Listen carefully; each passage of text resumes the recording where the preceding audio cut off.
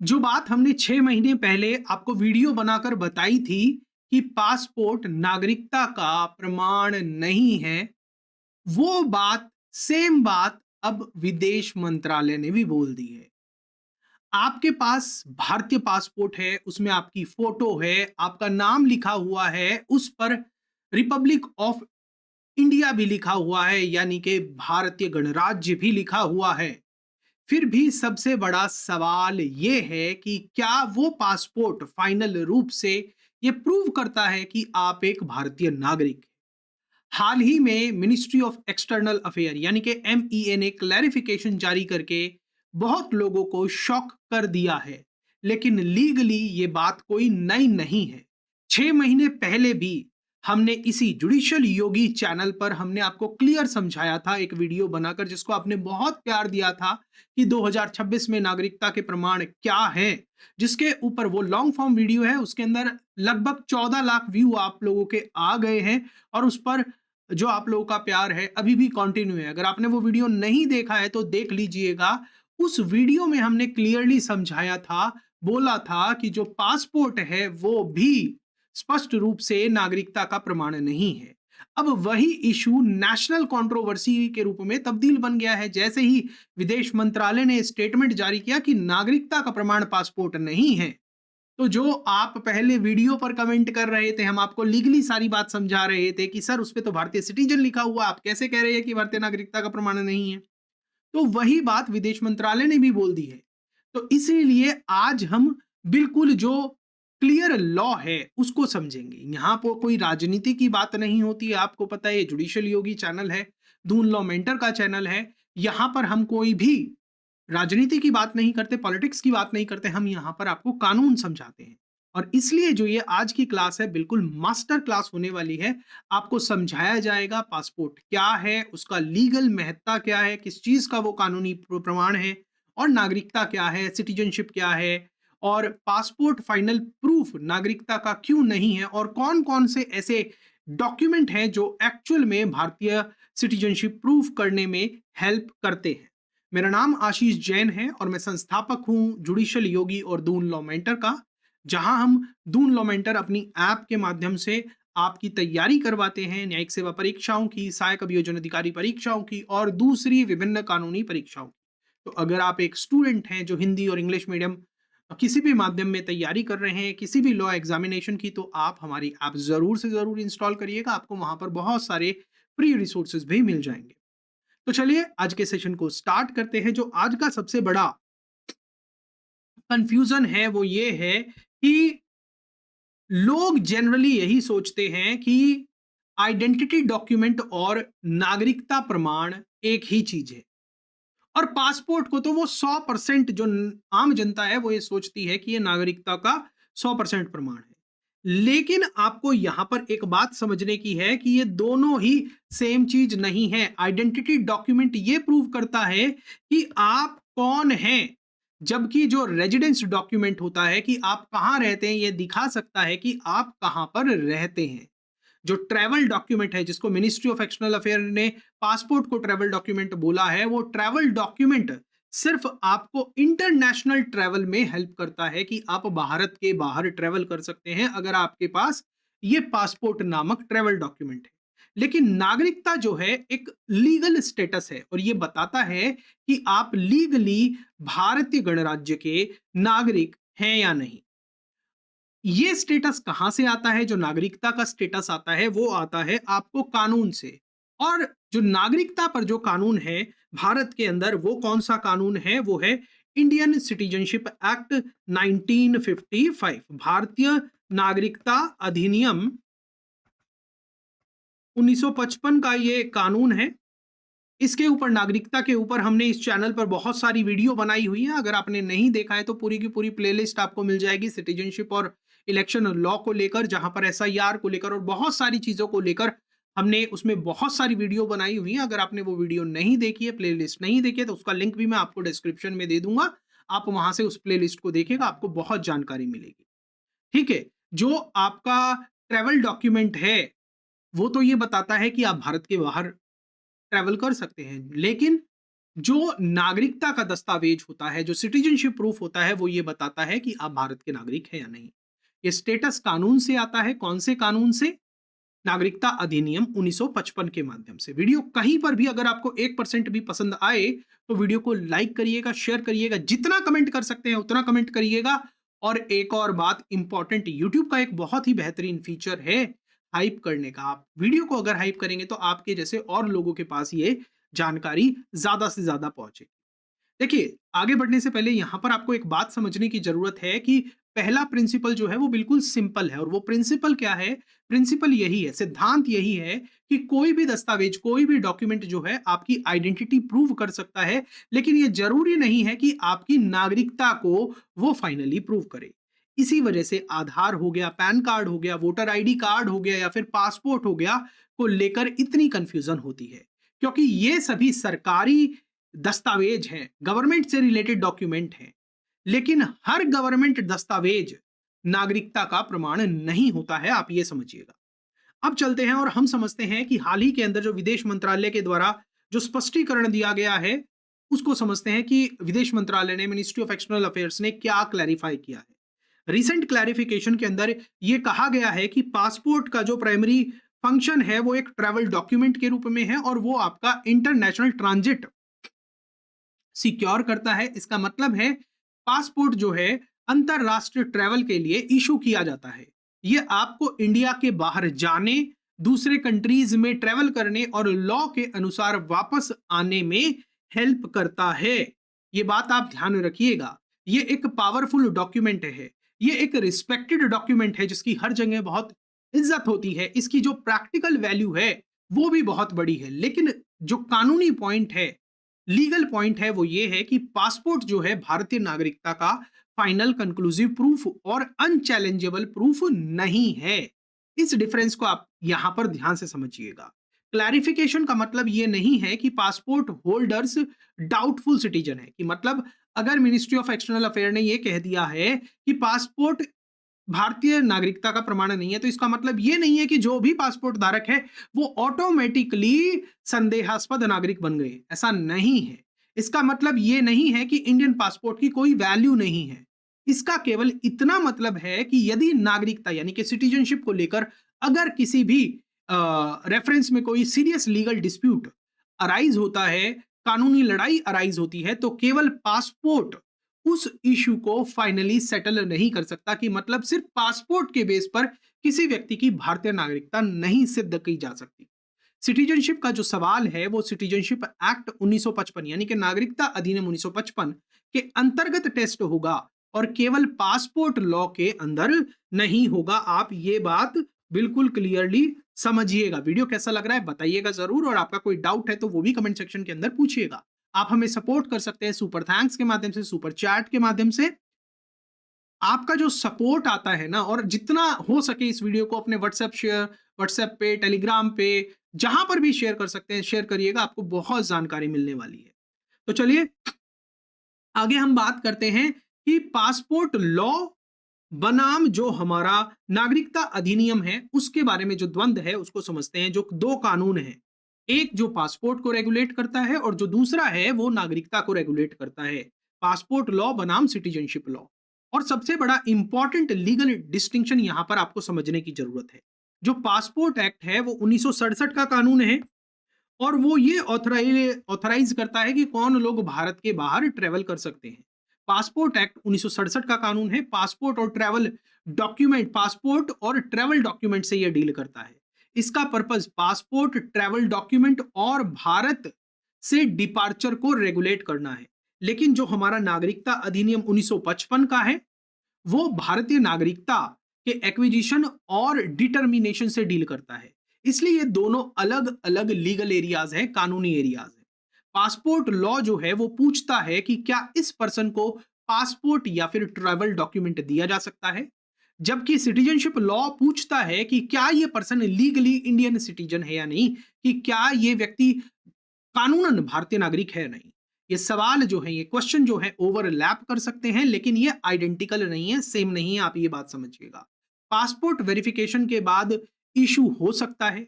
Passport ये दिखा सकता है कि ट्रेवल पर्पस के लिए व्यक्ति को इंडियन नेशनल की तरह ट्रीट किया गया है।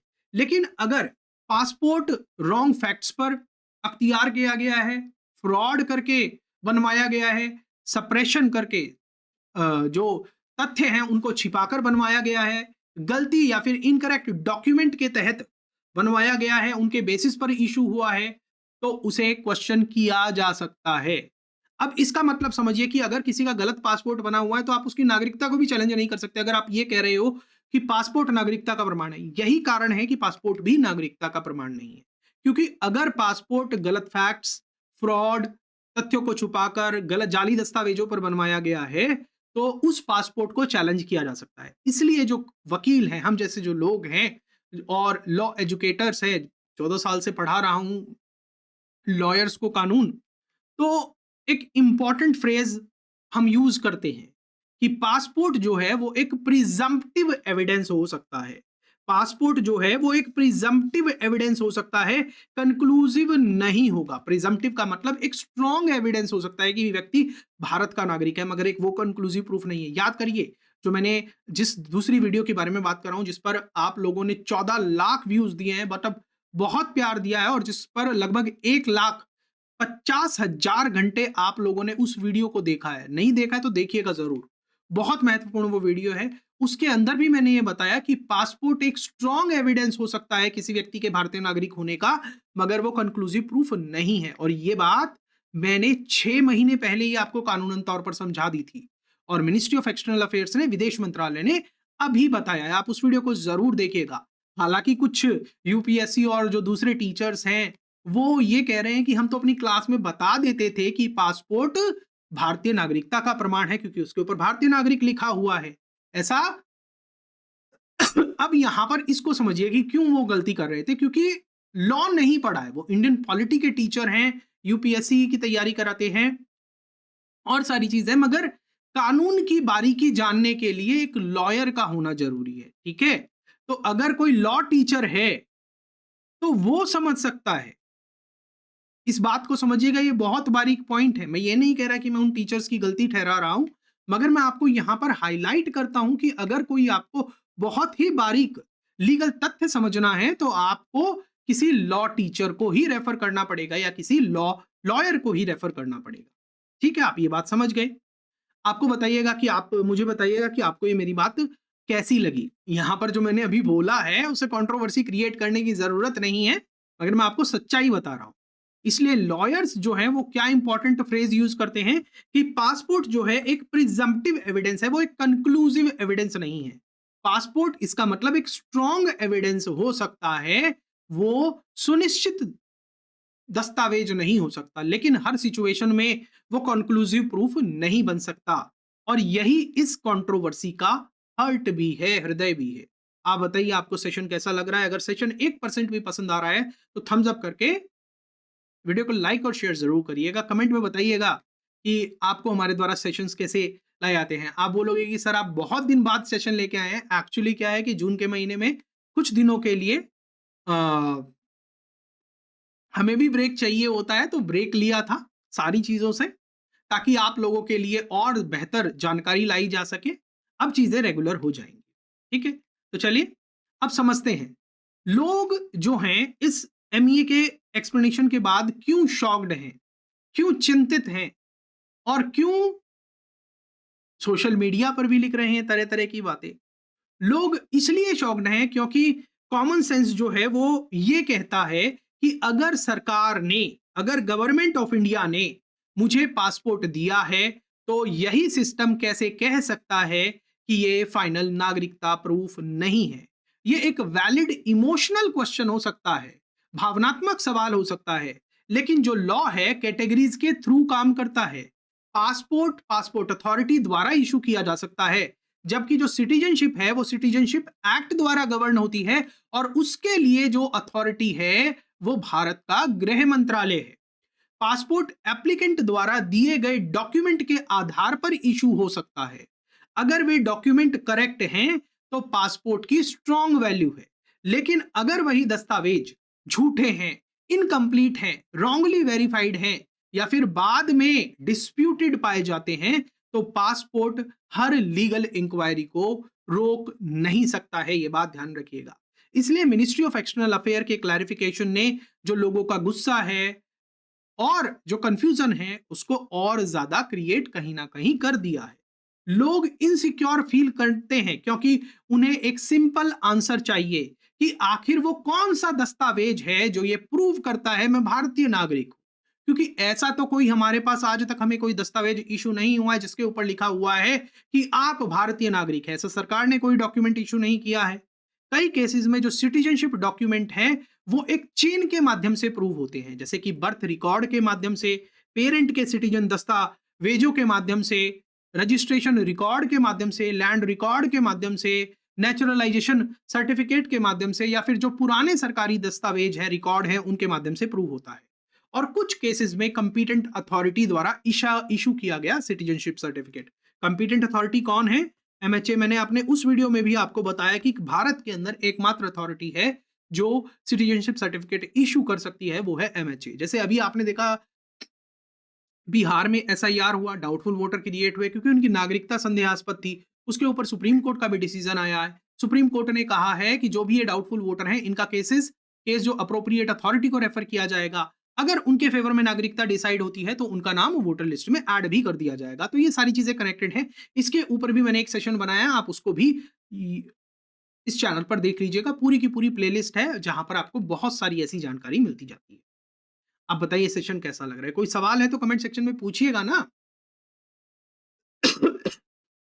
अच्छा, एक चीज और मैं आपको बताना चाहता हूं कि आप ने अगर हमारी ऐप डाउनलोड नहीं की है ढूंढ लो मेंटर, और आप किसी भी तरीके की लीगल जानकारी चाहते हैं, लीगल कोर्सेज में इन्वॉल्व इंटरेस्ट रखते हैं, लॉ की पढ़ाई करना चाहते हैं, तो आप हमारी ऐप को इंस्टॉल करिएगा। वहाँ पर आपको बहुत सारे free resources, paid courses, test series और बहुत सारे डॉक्यूमेंट्स मिल जाएंगे जो आपकी हर तरीके से आपकी मदद करेंगे, आपकी कानूनी अवेयरनेस को, लीगल अवेयरनेस को बढ़ाएंगे।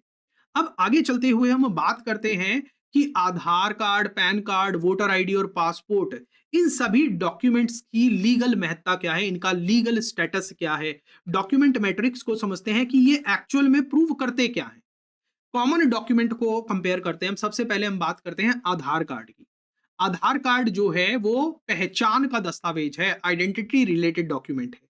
ये आइडेंटिटी और रेजिडेंस से लिंक्ड है, ये नागरिकता का प्रूफ नहीं है। और आपने को पता है कि नागरिकता जो आधार कार्ड है उसके ऊपर भी लिखा रहता है कि ये सिर्फ पहचान का प्रमाण है, नागरिकता का प्रमाण नहीं है।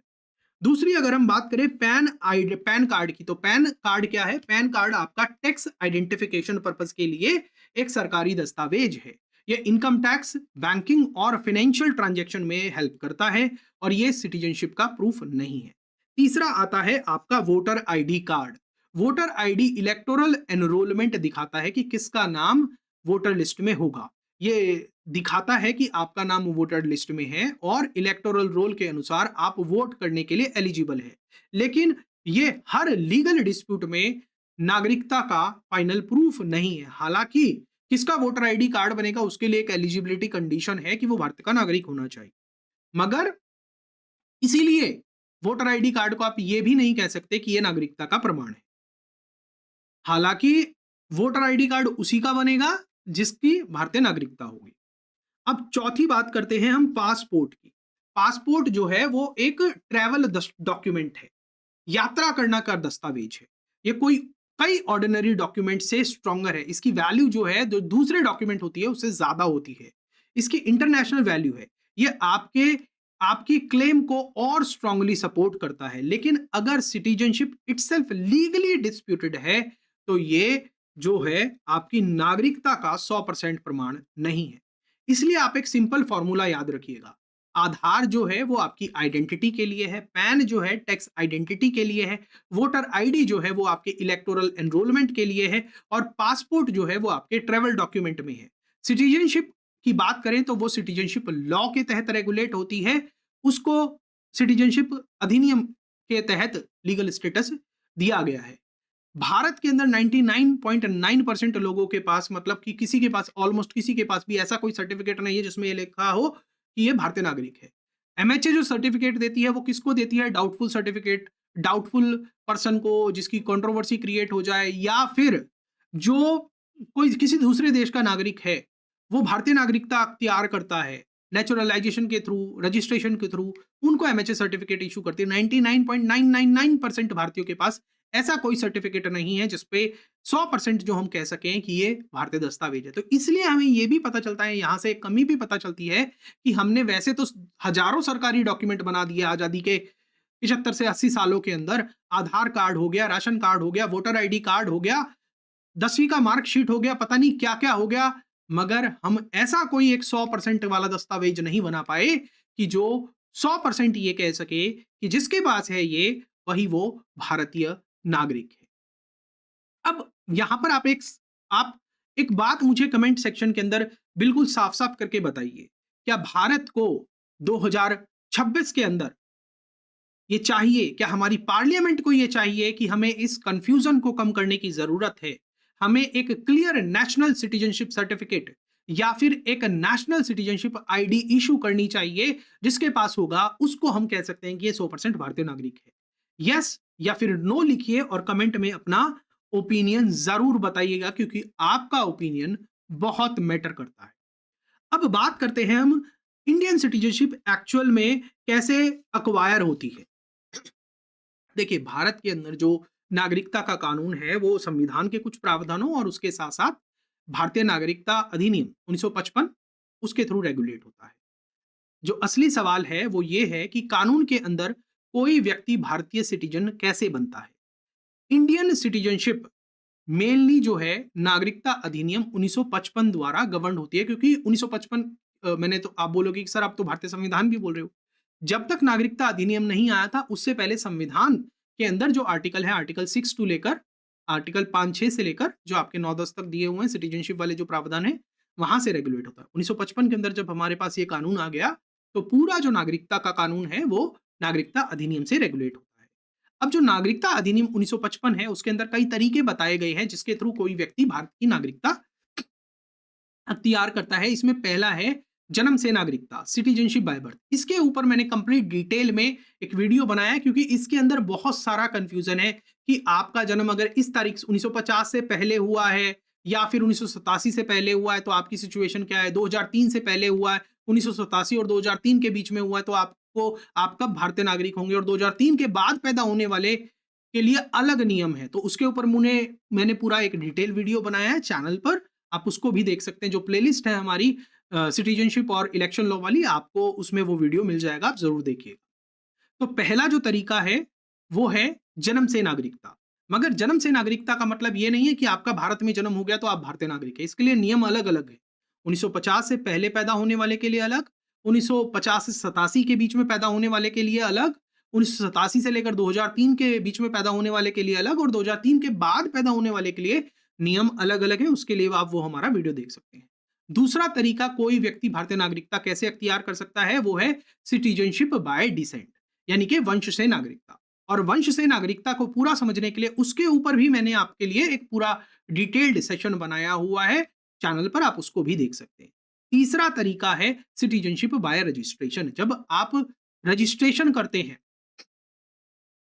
गृह मंत्रालय के साथ, तो तब वो एक तीसरा तरीका है और इसका एक अलग प्रोसेस है। इसके ऊपर रजिस्ट्रेशन प्रोसेस के ऊपर मैं एक डिटेल वीडियो भविष्य में बहुत जल्द ही बनाने वाला हूं। तो वो एक तीसरा तरीका है। चौथा है सिटीजनशिप बाय नेचुरलाइजेशन।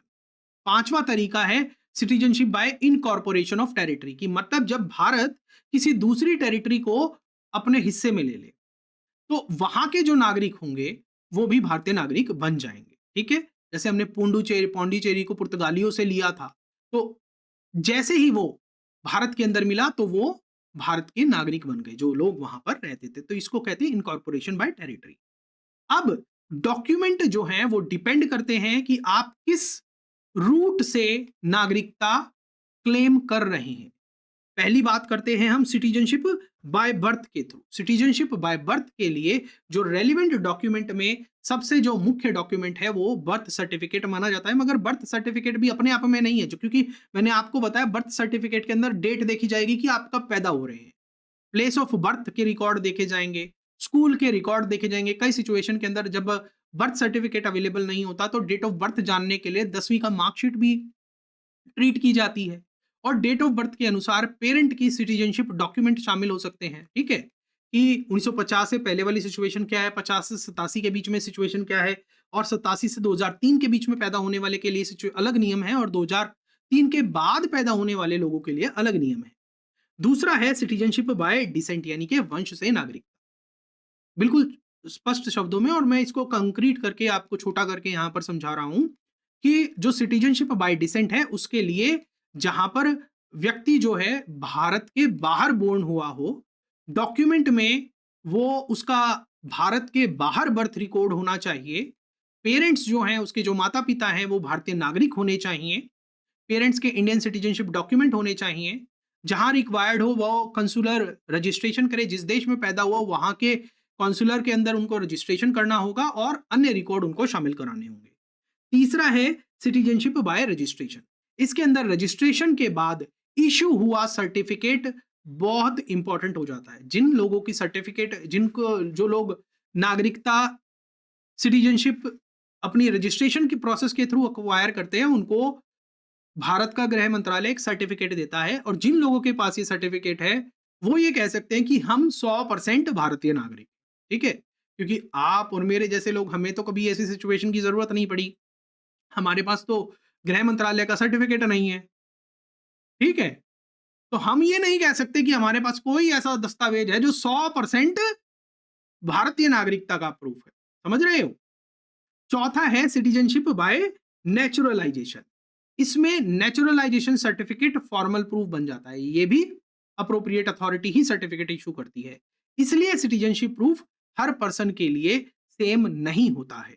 ये फैक्ट्स पर डिपेंड करता है, कि डेट ऑफ बर्थ पर डिपेंड करता है, ये पेरेंट के स्टेटस पर डिपेंड करता है, ये प्लेस ऑफ बर्थ पर भी डिपेंड करता है, और ये इस बात पर भी डिपेंड करता है कि सिटीजनशिप किस मोड में क्लेम की जा रही है। क्या बाय बर्थ क्लेम की जा रही है, क्या वंश से की जा रही है, क्या रजिस्ट्रेशन के माध्यम से की जा रही है, क्या नेचुरलाइजेशन के माध्यम से की जा रही है, या फिर ये आप इसको acquisition bye acquisition of territory वाला जो मोड है उसके थ्रू क्लेम कर रहे हो। अब हम आगे चलते हैं सिटीजनशिप बाय बर्थ। इसको सिंपल लीगल स्ट्रक्चर समझते हैं, बहुत इंपॉर्टेंट है।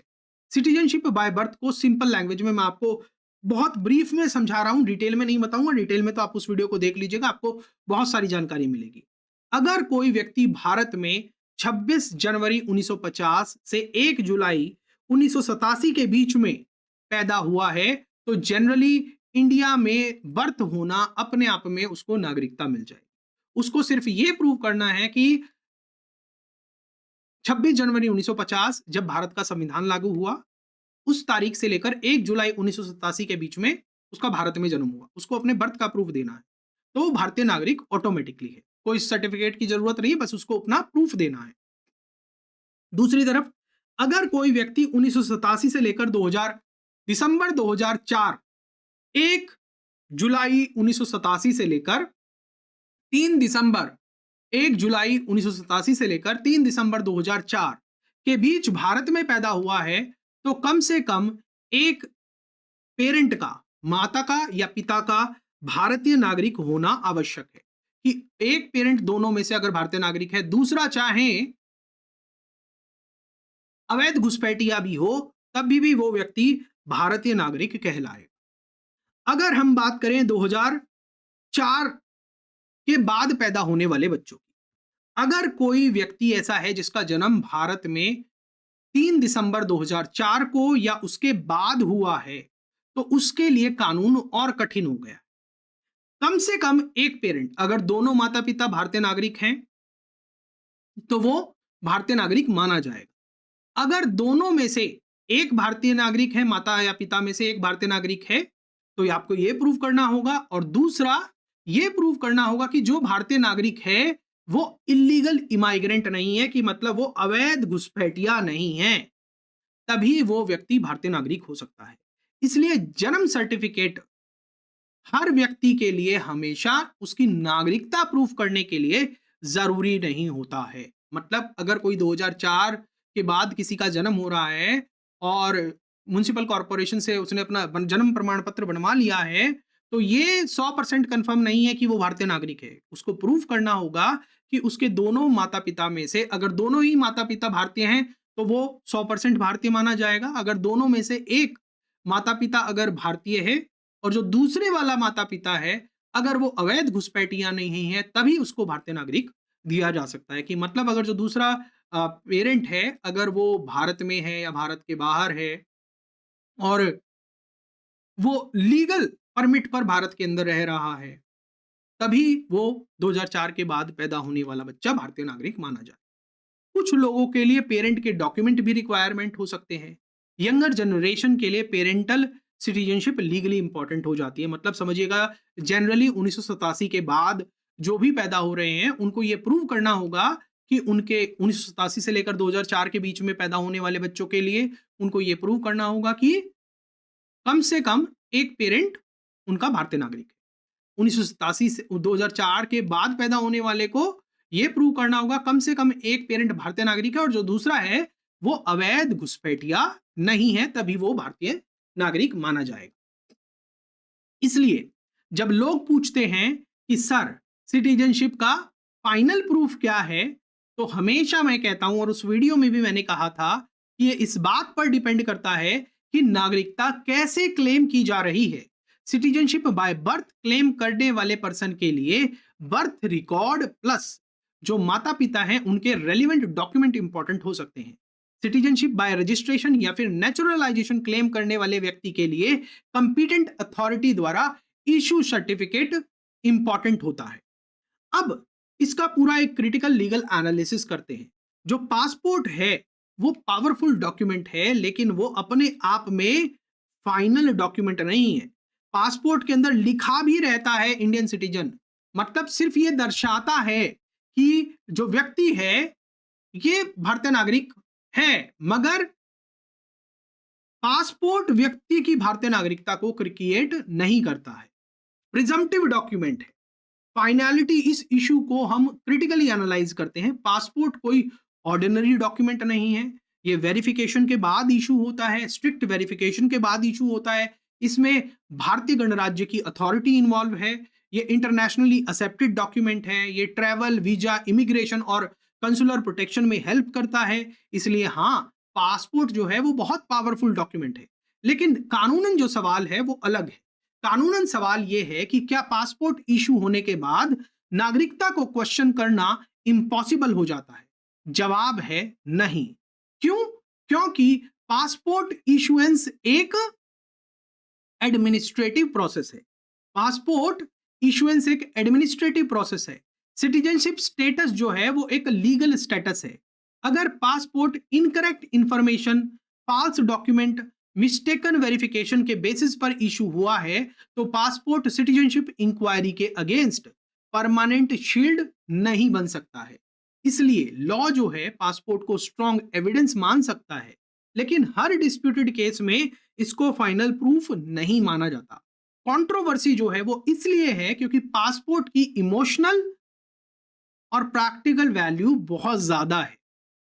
आम आदमी के लिए पासपोर्ट नेशनैलिटी का सबसे बड़ा स्ट्रॉन्ग प्रूफ है, लेकिन कानूनन तौर पर पासपोर्ट सिटीजनशिप का यानी कि नागरिकता का सोर्स नहीं है। सिटीजनशिप का सोर्स क्या है? नागरिकता अधिनियम 1955। और इस वीडियो का सबसे इंपॉर्टेंट लाइन यही है कि पासपोर्ट नागरिकता को रिफ्लेक्ट तो कर सकता है, लेकिन नागरिकता को क्रिएट नहीं कर सकता। चलिए अंत में हम अपनी लास्ट स्लाइड की तरफ चलते हैं और बताइएगा कि आपको सेशन कैसा लगा।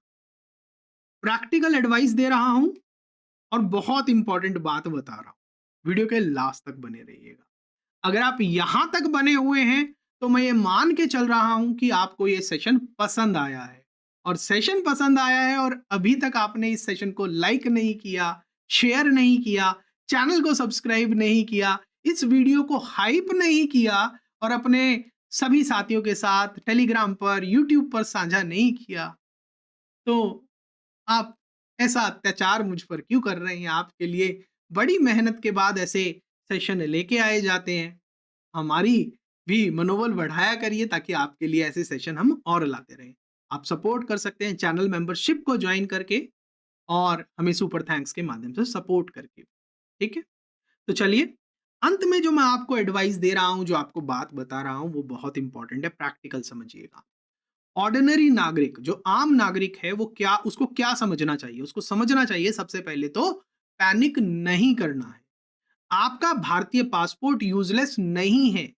ये अभी भी एक इंपॉर्टेंट और पावरफुल डॉक्यूमेंट है। दूसरा, आपको कानूनी डिफरेंस को समझना चाहिए। पासपोर्ट एक ट्रैवल डॉक्यूमेंट है, सिटीजनशिप जो है एक लीगल स्टेटस है। तीसरा, अपने डॉक्यूमेंट्स को आपको प्रॉपरली संभाल कर रखना है। अगर आप सिटीजनशिप बाय बर्थ क्लेम कर रहे हैं तो आप अपना birth certificate, school record, parent के डॉक्यूमेंट और जो पुराने फैमिली दस्तावेज हैं उनको प्रिजर्व करके चलिए। और अगर आप सिटीजनशिप बाय डिसेंट यानी कि वंश से नागरिकता क्लेम कर रहे हैं तो पेरेंट के सिटीजनशिप डॉक्यूमेंट और कंसुलर या फिर रजिस्ट्रेशन रिकॉर्ड को संभाल कर रखिए। और अगर आप रजिस्ट्रेशन या फिर नेचुरलाइजेशन प्रोसेस से नागरिक बने हैं तो अपना सिटीजनशिप सर्टिफिकेट संभाल कर रखिए। फोर्थली, आइडेंटिटी को, जो पहचान है, उसको सिटीजनशिप से कंफ्यूज मत करिए। Aadhaar card, PAN card, voter ID और पासपोर्ट जो है इंपॉर्टेंट दस्तावेज है, लेकिन जब भी कंफ्यूजन क्रिएट होता है, कानूनी झगड़ा होता है, लीगल प्रोसीडिंग्स होती हैं, तो हमेशा ये इनमें से कोई भी डॉक्यूमेंट सिटीजनशिप का फाइनल प्रमाण नहीं होते हैं। फाइनल मैसेज जो है वो बिल्कुल क्लियर है, सिंपल है। पासपोर्ट पावरफुल है लेकिन फाइनल नहीं है। सिटीजनशिप जो है लीगल स्टेटस है, केवल आइडेंटिटी कार्ड नहीं है।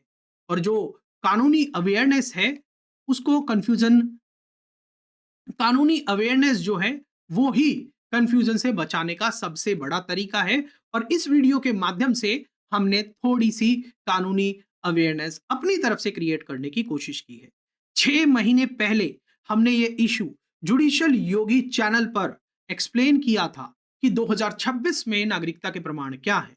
और उस वीडियो पर, वो लॉन्ग फॉर्म वीडियो है जिस पर अभी तक 1.4 मिलियन व्यूज, मतलब 14 लाख से ज्यादा व्यू आ चुके हैं। आप लोगों ने इतना प्यार दिया है कि उस वीडियो को 1,50,000 घंटे के करीब देखा गया है। उसमें हमने भी क्लियरली बताया था उस समय भी कि पासपोर्ट जो है वो नागरिकता का 100% प्रूफ नहीं है। और यही बात एमईए क्लैरिफिकेशन ने प्रूव कर दिया है कि ये डिस्कशन कितना इंपॉर्टेंट है। अगर इस वीडियो ने आपको पासपोर्ट सिटीजनशिप कंट्रोवर्सी के पीछे का असली जो कानून है उसको समझने में हेल्प की है, तो इस वीडियो को जितना लाइक करेंगे, जितना शेयर करेंगे, हर अपने साथी के साथ शेयर करेंगे, हमारी आवाज को उतनी बुलंदी मिलेगी। और कोशिश करिए हर यूपीएससी एस्पिरेंट के साथ, हर लीगल एस्पिरेंट के साथ, हर जुडिशरी एस्पिरेंट के साथ, या फिर भारत के अंदर कोई भी व्यक्ति जो भारत के संविधान के अंदर विश्वास रखता है, कानून के अंदर विश्वास रखता है, उसके साथ इस वीडियो को जरूर से जरूर साझा करिएगा।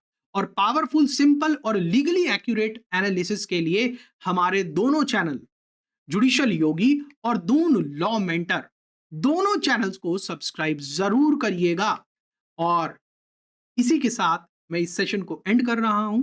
आपका कोई सवाल है, कोई क्वेश्चन है, तो आप मुझसे कमेंट सेक्शन के अंदर पूछ सकते हैं। हमने अपने कोर्स के ऐप के लिंक भी आपको इस वीडियो के डिस्क्रिप्शन में दे दिए हैं। आप चाहें तो आप वहां से हमारे फ्री रिसोर्सेज को, पेड कोर्सेज को, पेड टेस्ट सीरीज को भी आप देख सकते हैं।